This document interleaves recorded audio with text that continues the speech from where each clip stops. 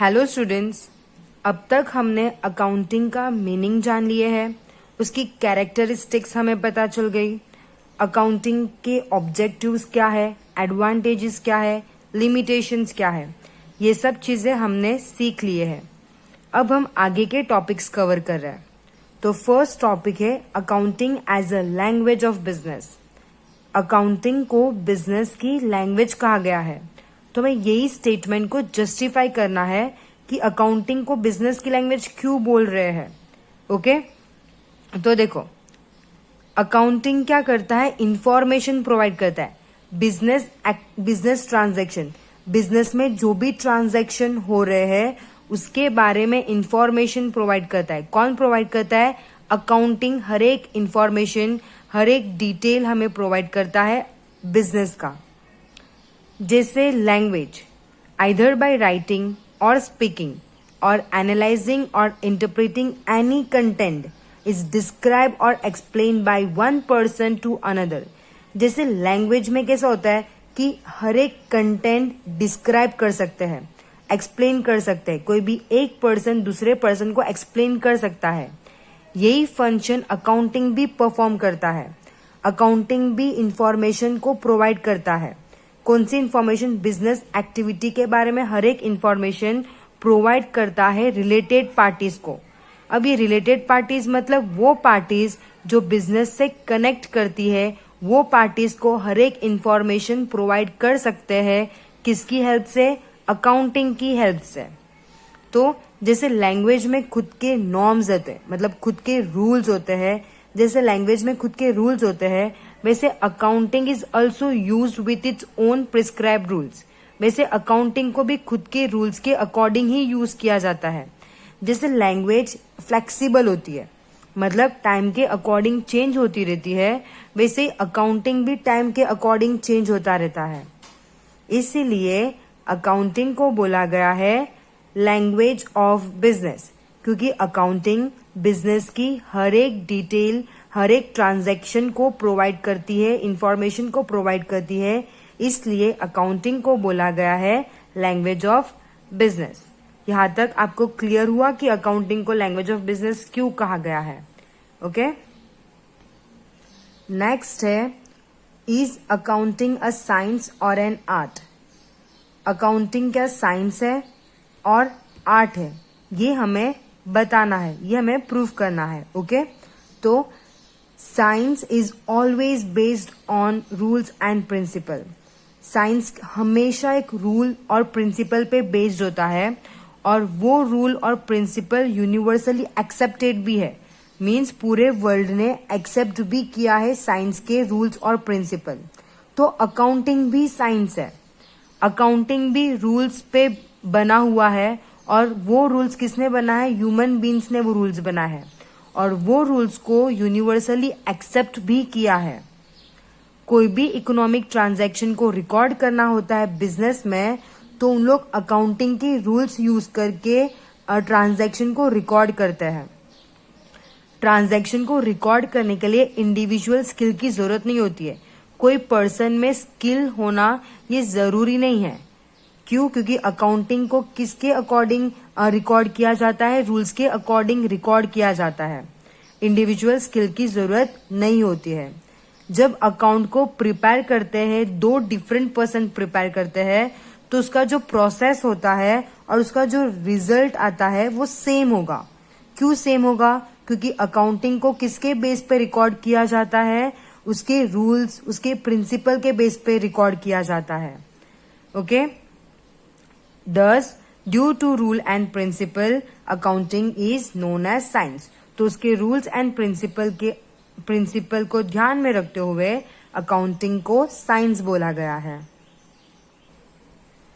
Apart from science, science को छोड़ के, साइंस के अलावा अकाउंटिंग को आर्ट्स भी बोला गया है। अकाउंटिंग को 3 कैटेगरीज में बांटा है: financial accounting, cost accounting and management accounting. ये तीनों अकाउंटिंग की लिमिटेशंस को ध्यान में रखते हुए एक स्पेसिफिक स्किल की जरूरत होती है। अकाउंट्स को प्रिपेयर करने के लिए स्किल्स की भी जरूरत होती है। कोई भी चीज को इस तरीके से प्रेजेंट करना एक डिफरेंट मैनर में प्रेजेंट करना कि उसका नेचर और उसका मीनिंग चेंज नहीं हो, इसे कहते हैं आर्ट्स। और अकाउंटिंग ये चीज करता है, इसलिए अकाउंटिंग को आर्ट्स भी बोला गया है। तो आपको क्लियर है अकाउंटिंग को साइंस क्यों बोलते हैं? क्योंकि जैसे साइंस में रूल्स एंड प्रिंसिपल्स है, वैसे अकाउंटिंग के भी अपने रूल्स है, अपने रेगुलेशंस है, जिसको यूनिवर्सली एक्सेप्ट भी किया है। अकाउंटिंग को आर्ट्स क्यों बोलते हैं? क्योंकि कोई भी चीज को डिफरेंट मैनर में प्रेजेंट करना बिना उसके नेचर और उसके मीनिंग को चेंज करके, तो उसे आर्ट्स भी कहा गया है। तो क्लियर हुआ? नेक्स्ट टॉपिक है qualitative characteristics of accounting information. Business जो अकाउंट प्रिपेयर करता है उसकी इंफॉर्मेशन सिर्फ ऑनर और मैनेजमेंट को ही काम नहीं आता है, पर बाकी के भी पार्टीज होते हैं जो बिजनेस से कनेक्ट होते हैं, उन्हें भी वो इंफॉर्मेशन की जरूरत होती है, उन्हें भी अकाउंटिंग इंफॉर्मेशन काम आता है। वो कौन कौन से पार्टी है? तो क्रेडिटर्स। क्रेडिटर्स कौन होते हैं? जिनसे बिजनेस क्रेडिट में कुछ परचेस करता है, उन्हें बोलते हैं क्रेडिटर्स। गवर्नमेंट को काम आता है, लेंडर्स को जरूरत होती है अकाउंटिंग इंफॉर्मेशन की।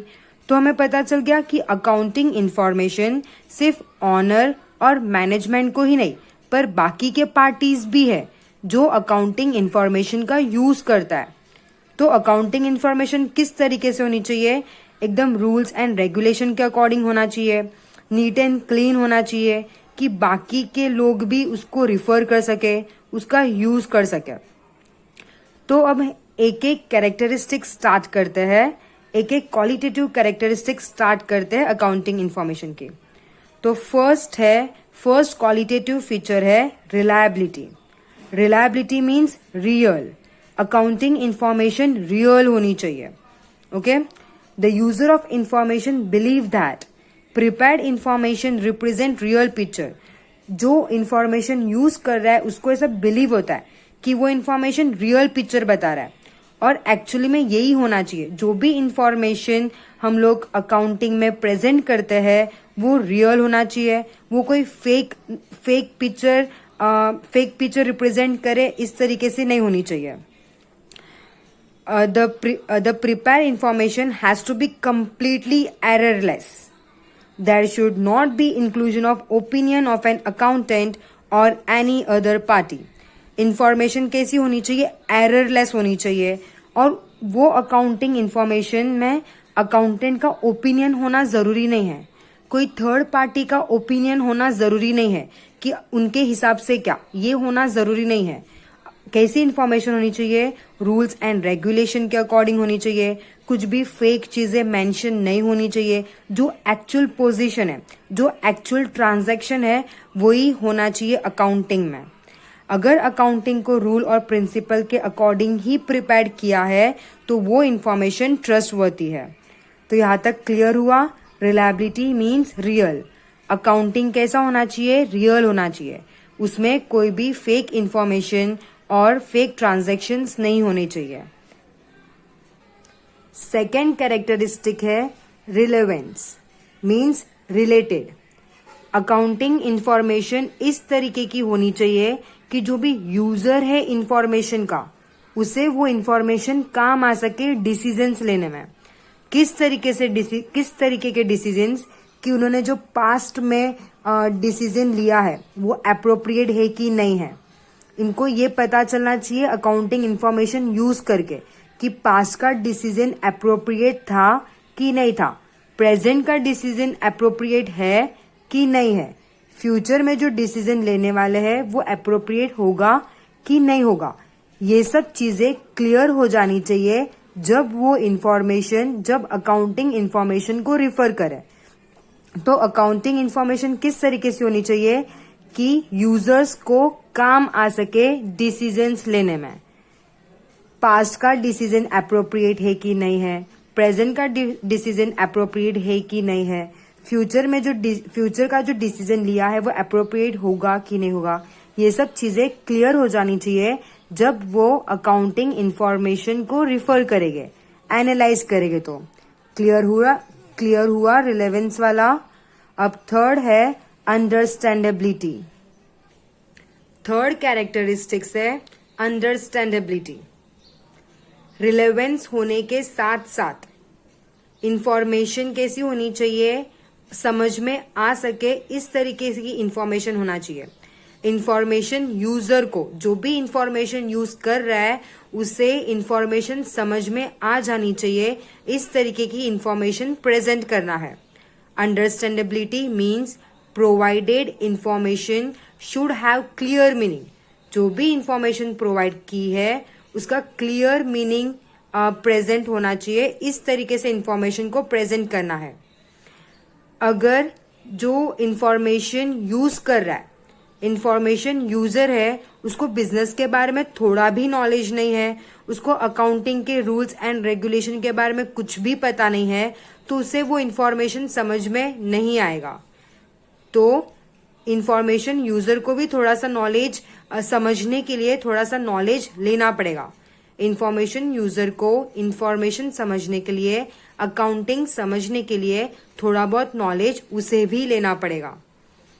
क्लियर हुआ? अंडरस्टैंडेबिलिटी मीन्स इंफॉर्मेशन इस तरीके की होनी चाहिए कि इंफॉर्मेशन यूजर को वो इंफॉर्मेशन क्लियरली समझ आए, और इंफॉर्मेशन यूजर को थोड़ा नॉलेज खुद को भी गेन करना पड़ेगा अगर उसे वो इंफॉर्मेशन समझनी है। क्लियर हुआ अंडरस्टैंडेबिलिटी? फोर्थ कैरेक्टरिस्टिक्स है कंपैरेबिलिटी। कंपैरेबिलिटी मीन्स कंपेयर करना। अकाउंटिंग इंफॉर्मेशन इस तरह होनी चाहिए कि हम उसे कंपेयर कर सके, अभी की इंफॉर्मेशन को पहले की इंफॉर्मेशन से कंपेयर कर सके, ये साल के प्रॉफिट को प्रीवियस ईयर के प्रॉफिट से कंपेयर कर सके, ये ईयर की इकोनॉमिक कंडीशन को वो ईयर के इकोनॉमिक कंडीशन से कंपेयर कर सके। अकाउंटिंग इंफॉर्मेशन इस तरीके की होनी चाहिए कि हम उसे कंपेयर कर सके। ओके, अगर दो डिफरेंट ईयर के इंफॉर्मेशन को कंपेयर करेंगे तो बिजनेस को भी पता चलेगा कि पहले के कंपेयर में, पहले के ईयर के कंपेयर में ये ईयर में क्या प्रॉफिट अर्न किया है, क्या इम्प्रूवमेंट आया है, क्या इम्प्रूवमेंट करने की जरूरत है। तो जब कंपैरिजन होगा तो इंफॉर्मेशन यूजर्स को हेल्प होगा समझने में कि उनको और क्या इम्प्रूवमेंट करना है। तो अकाउंटिंग इंफॉर्मेशन किस तरीके की होनी चाहिए कि बिजनेस उसे या इंफॉर्मेशन यूजर्स उसे कंपेयर कर सके। सिर्फ 2 साल की इंफॉर्मेशन को ही नहीं, पर beside this inter firm comparison also can be done. Business के अंदर अंदर कंपैरिजन भी कर सके, इस तरीके की इंफॉर्मेशन होनी चाहिए। देखो, full correct and useful information. Correct and useful information कब मिलेगी?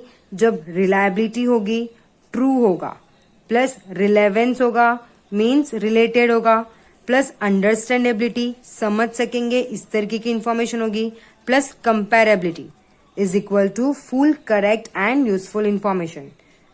तो यहाँ पे हमारा क्वालिटेटिव कैरेक्टरिस्टिक्स कंप्लीट हो रहा है। नेक्स्ट टॉपिक है users of accounting information and their need. अब तक हमने सुना था कि अकाउंटिंग इंफॉर्मेशन को यूज किया जाता है, तो ये वाले टॉपिक में हम समझने वाले हैं कि कौन यूज करता है अकाउंटिंग इंफॉर्मेशन और उनको क्या जरूरत है अकाउंटिंग इंफॉर्मेशन को यूज करने की। तो हम स्टार्ट करते हैं। फर्स्ट जो अकाउंटिंग इंफॉर्मेशन को यूज करता है वो है मैनेजमेंट। मैनेजर यूज करता है अकाउंटिंग इंफॉर्मेशन को। क्या जरूरत है उसको यूज करने की? तो देखो, मैनेजर कौन होता है? जो पूरे बिजनेस को मैनेज करता है, जो बिजनेस के लिए पॉलिसी बनाता है, डिसीजंस लेता है। ओके, तो मैनेजर को एनालाइज करना जरूरी है, क्योंकि उसने जो पास्ट में डिसीजन लिए हैं, उसने जो पॉलिसीज बनाई है पास्ट में, उसका रिफ्लेक्शन क्या आया है वो हमें अकाउंटिंग से पता चलता है। उसका रिजल्ट क्या आया है, मतलब उसने जो डिसीजन लिया था वो बिजनेस के लिए करेक्ट था कि नहीं, वो बिजनेस को प्रॉफिट की तरफ लेके गया कि नहीं, ये सब चीजें कैसे पता चलेगा? जब भी वो अकाउंटिंग इंफॉर्मेशन को एनालाइज करेगा और आगे स्टेप ले सकेगा। तो मैनेजमेंट को ज्यादा जरूरत होती है इंफॉर्मेशन को एनालाइज करने की। जब वो अकाउंटिंग के इंफॉर्मेशन को देखेगा, समझेगा, तो उसको पता चलेगा कि पास्ट में उसकी ये मिस्टेक्स है, उसको फ्यूचर में ये चीजें करेक्ट करनी है, तो ये सब चीजों से पता चलेगी। तो फर्स्ट कौन है? User management. क्लियर हुआ? सेकेंड यूजर है शेयर होल्डर। अभी ये लीगल प्रोविजन है, ये गवर्नमेंट का रूल है कि मैनेजमेंट को अकाउंट का एक कॉपी शेयर होल्डर को देना होता है। शेयर होल्डर कौन होते हैं? शेयर होल्डर वो पर्सन होते हैं जिसने हमारे कंपनी में शेयर्स लिए हैं, हमारे कंपनी के शेयर्स लिए हैं, हमारे कंपनी में इन्वेस्ट किए हैं, उन्हें बोलते हैं शेयर होल्डर। तो शेयर होल्डर को रियल ऑनर बोला जाता है बिजनेस का। शेयर होल्डर को क्या बोला जाता है? ऑनर बोला जाता है। तो ये प्रोविजन में है, ये रूल है कि मैनेजमेंट को कंपलसरी एक कॉपी, अकाउंट्स की एक कॉपी शेयर होल्डर को भेजनी होती है। एक टाइम डिसाइड होता है, वो टाइम पीरियड में उन्हें वो कॉपी भेजनी होती है, शेयर होल्डर को भेजना होता है। ये राइट है शेयर होल्डर का, ये हक है शेयर होल्डर का कि उनको अकाउंट्स की एक कॉपी मिले, और ये ड्यूटी है कंपनी का कि वो उसे एक कॉपी सेंड करे। शेयर होल्डर एनालाइज करता है, पूरा रिफर करता है इंफॉर्मेशन को, financial information, non financial information, सबको वो रिफर करता है। उसके बाद वो डिसीजन लेता है उसके इन्वेस्टमेंट के बारे में। अकाउंटिंग को रिफर करने के बाद शेयर होल्डर डिसाइड करता है कि उसे ये कंपनी में अभी भी शेयर रखना है या ये कंपनी से शेयर को निकाल देना है। ये डिसीजन कौन लेता है? शेयर होल्डर लेता है इंफॉर्मेशन को रिफर करने के बाद।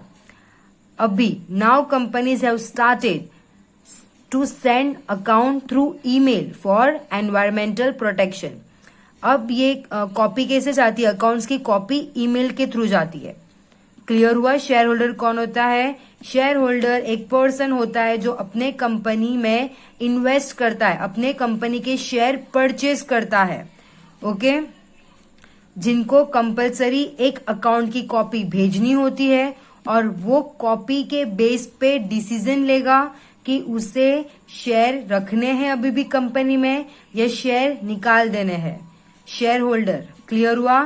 नेक्स्ट है पोटेंशियल शेयर होल्डर। ये दोनों शेयर होल्डर में क्या डिफरेंस है, पहले वो देख लेते हैं। शेयर होल्डर वो होते हैं जिन्होंने ऑलरेडी हमारे कंपनी में इन्वेस्ट किया हुआ है, हमारे कंपनी के शेयर ऑलरेडी ले चुके हैं, उन्हें बोलते हैं share holders. Potential share holders means वो जो अभी डिसाइड कर रहे हैं कि हमारे कंपनी के शेयर लेने हैं कि नहीं लेने हैं, वो डिसाइड कर रहे हैं, उन्हें बोलते हैं पोटेंशियल शेयर होल्डर। ओके, और ये डिसीजन वो किसके बेस पे लेते हैं? अकाउंटिंग के बेस पे लेते हैं। तो ये भी कौन हुए? अकाउंटिंग इंफॉर्मेशन के यूजर्स हुए। ये भी इंफॉर्मेशन को यूज करते हैं ये जानने के लिए कि अगर हमने ये कंपनी में इन्वेस्ट किया तो हमें एक्सपेक्टेड रिटर्न। लोग इन्वेस्ट क्यों करते हैं? कि उनको आगे जाके रिटर्न मिले, उनको आगे जाके फायदा मिले, इसलिए वो इन्वेस्ट करते हैं। तो पोटेंशियल शेयर होल्डर इंफॉर्मेशन को इसलिए एनालाइज करते हैं कि उन्हें पता चले कि मैं अगर कंपनी में इन्वेस्ट करूंगा तो मुझे एक्सपेक्टेड रिटर्न मिलेगा कि नहीं मिलेगा, मेरे को एक्सपेक्टेड पैसा मिलेगा कि नहीं मिलेगा। ये चीजें किससे चेक करते हैं इन लोग?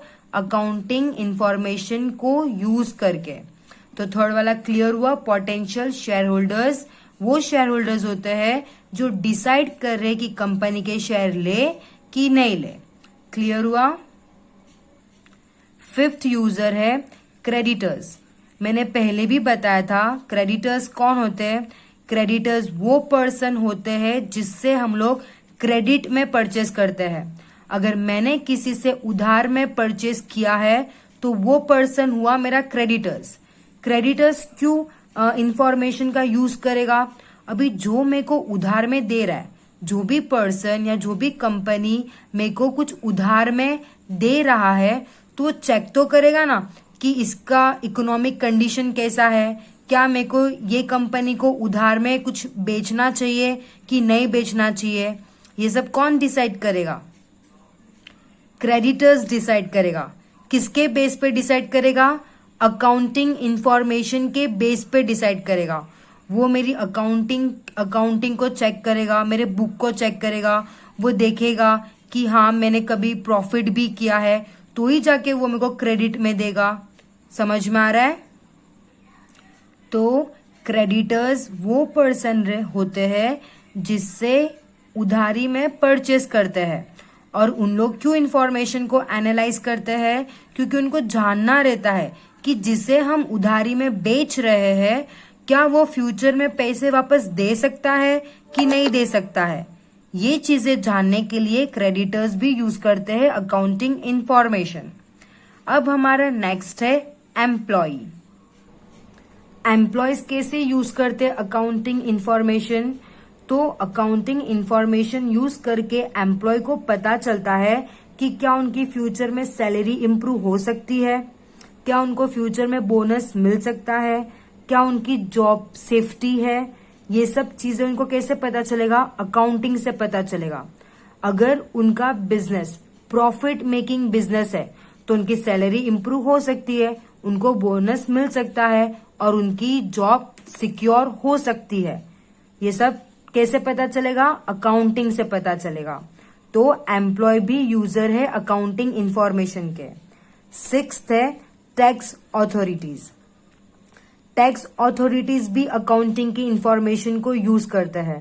ये हमने ऑब्जेक्टिव में भी और एडवांटेजेस में भी पढ़ा था कि टैक्स किस पे डिसाइड करते हैं? प्रॉफिट पे डिसाइड करते हैं। कंपनी का कितना प्रॉफिट हुआ है या कंपनी के ट्रांजैक्शंस कितने हुए हैं, वो अकॉर्डिंग टैक्स कितना पे करना होता है वो डिसाइड होता है। तो अगर अकाउंटिंग इंफॉर्मेशन है तो टैक्स अथॉरिटीज को पता चलेगा कि इनका प्रॉफिट कितना है और वो अकॉर्डिंग पता चलेगा कि इनको टैक्स कितना पे करना है। तो सिक्स्थ यूजर कौन है अकाउंटिंग इंफॉर्मेशन के? Tax authorities. कस्टमर सबसे इंपॉर्टेंट कंपोनेंट होता है। कस्टमर से ही पता चलता है कि कंपनी का प्रॉफिट कितना हो सकता है। कंपनी के जितने ज्यादा कस्टमर्स होंगे उतना ज्यादा प्रॉफिट होगा। अभी का जो मार्केट है वो सेलर का मार्केट नहीं है। सेलर डिसाइड नहीं करेगा कुछ भी। अभी का जो मार्केट है वो बायर का मार्केट है। तो कस्टमर अकाउंटिंग इंफॉर्मेशन को क्यों यूज करता है? क्योंकि कस्टमर को पता चलता है कि प्रोडक्ट का प्राइस क्या है और सर्विसेज क्या है। ये किससे पता चलेगा? उसको अकाउंटिंग से पता चलेगा। So account are useful to customers also. Eighth user है फॉरेन एंटरप्रेन्योर। अब देखो फॉरेन इन्वेस्टर्स, अभी का जो मार्केट है वो लिबरलाइज्ड हो गया है। अब लिबरलाइजेशन क्या होता है? लिबरलाइजेशन मतलब पूरा फ्रीडम मिल गया है। पहले क्या होता था कि इंडिया की कंट्री फॉरेन कंट्री के साथ ट्रेड नहीं कर सकती थी। रेस्ट्रिक्शन था, ट्रेड करने में रेस्ट्रिक्शन था। फिर 1991 में एक पॉलिसी आई लिबरलाइजेशन, ग्लोबलाइजेशन एंड प्राइवेटाइजेशन। ये पॉलिसी आई 1991 में, और ये पॉलिसी के बाद जो ट्रेड हो गया है वो फ्री हो गया है। अब जब हमें लेन देन करना होता है फॉरेन कंट्री के साथ तो कोई रेस्ट्रिक्शंस नहीं होता है।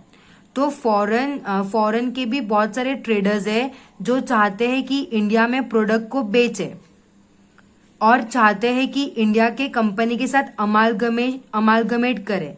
अब ये अमालगमेशन क्या होता है? अमालगमेशन मतलब दो कंपनी एक साथ में हो जाती है। तो जो फॉरेन इन्वेस्टर्स है, फॉरेन एंटरप्रेन्योर्स है, वो चाहते हैं कि इंडिया में अपने प्रोडक्ट को बेचे, इंडिया के कंपनी के साथ अमालगमेट हो। पर ये करने से पहले उन लोग क्या सोचेंगे कि उनको चेक करना होगा ना कि इंडिया की कंपनी कैसी है, वो प्रॉफिट अर्न करती कि नहीं करती है। तो उन्हें कैसे पता चलेगा? वो जब अकाउंटिंग रिफर करेंगे, जो भी कंपनी के अंदर फॉरेन एंटरप्राइज इंटरेस्टेड है इन्वेस्ट करने के लिए या फिर वहां उसमें प्रोडक्ट बेचने के लिए इंटरेस्टेड है, तो फॉरेन कंपनी क्या करेगी? सबसे पहले चेक करेगी, अकाउंट्स चेक करेगी कि ये कितना प्रॉफिट मेकिंग है, इसकी इकोनॉमिक कंडीशन कैसी है। अगर गुड इकोनॉमिक कंडीशन होती है उसे बोलते हैं सॉल्वेंसी। ओके, प्रॉफिटेबिलिटी है कि नहीं, पहले ये सब चीजें चेक करेगी, उसके बाद ही वो अमालगमेट करने का सोचेगी, उसके बाद ही वो अपने प्रोडक्ट बेचने का सोचेगी। तो क्लियर हुआ। 8th यूजर कौन है? Foreign entrepreneur. इन लोग भी अकाउंटिंग इंफॉर्मेशन को यूज करते हैं सोचने के लिए, डिसाइड करने के लिए कि क्या उनको इन्वेस्ट करना चाहिए, क्या उनको कंपनी के दूसरे इंडिया के कंपनी के साथ अमालगमेट करना चाहिए कि नहीं करना चाहिए। ये सब डिसीजन उन लोग अकाउंटिंग इंफॉर्मेशन के बेस पे लेते हैं। 9th यूजर है रेगुलेटरी बॉडीज। अब ये रेगुलेटरी बॉडीज क्या है? तो देखो, कंपनी को कंट्रोल कौन करता है? गवर्नमेंट कंट्रोल करता है, और गवर्नमेंट ने कुछ इंस्टीट्यूशंस बनाए हैं जो कंपनी को कंट्रोल करते हैं। वो इंस्टीट्यूशन का नाम क्या है? SEBI, securities and exchange board of India, and IRDA, insurance regulatory development authority. ये दो इंस्टीट्यूशन गवर्नमेंट ने बनाया है।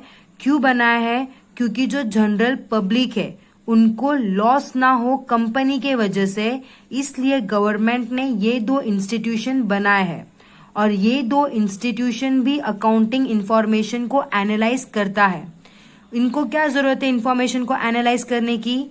ये इंफॉर्मेशन को इसलिए एनालाइज करते हैं क्योंकि ये रूल्स बना सके, गाइडलाइंस बना सके जो कंपनी को फॉलो करना है, और साथ में चेक कर सके कि company correct rules and regulation use कर रही है अकाउंटिंग को बनाने के लिए कि नहीं।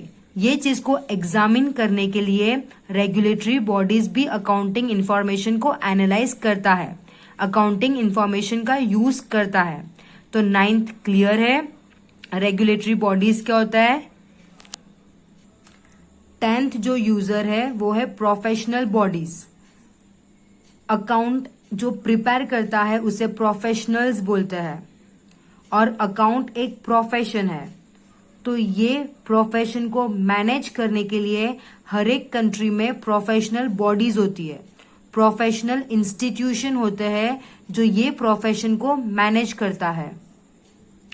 1949 से एक इंस्टीट्यूशन है चार्टर अकाउंटेंट का जो फंक्शन करता है। किसके लिए? ये प्रोफेशन के लिए, अकाउंटिंग के प्रोफेशन के लिए काम करता है। ये क्यों एनालाइज करता है अकाउंटिंग की इंफॉर्मेशन? क्योंकि ये गाइडलाइन बना सके, अकाउंटिंग स्टैंडर्ड्स बना सके जो सब एक साथ यूज कर सके, है ना। इससे क्या होगा? यूनिफॉर्मिटी मेंटेन होगी, मतलब हर कंपनी का अकाउंटिंग बनाने का जो तरीका होगा वो सेम होगा। तो इससे क्या होगा? कंपैरिजन कर सकेंगे।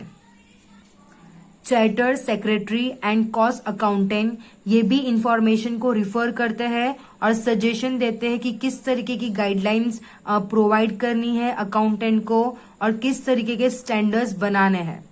तो प्रोफेशनल बॉडी भी एक यूजर है जो अकाउंटिंग इंफॉर्मेशन को यूज करता है गाइडलाइंस प्रिपेयर करने के लिए और अकाउंटिंग स्टैंडर्ड्स बनाने के लिए। 11th यूजर है रिसर्चर एंड एनालिस्ट। अब ये लोग कौन होते हैं जो अकाउंटिंग इंफॉर्मेशन को यूज करते हैं?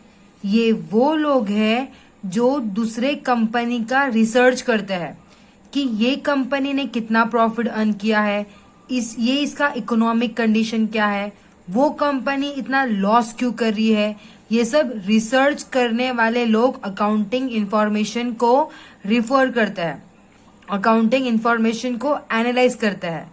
और क्यों करते हैं वो ये सब चीजें? क्योंकि उनको जानना होता है कि अगर उन्होंने प्रॉफिट किया, अगर कोई कंपनी ने प्रॉफिट किया है तो उसके पीछे का रीजन क्या है, अगर वो कंपनी लॉस कर रही है तो क्यों कर रही है। ये सब जानने के लिए उन लोग रिसर्च करते हैं और रिसर्च करने के लिए अकाउंटिंग इंफॉर्मेशन का यूज करते हैं।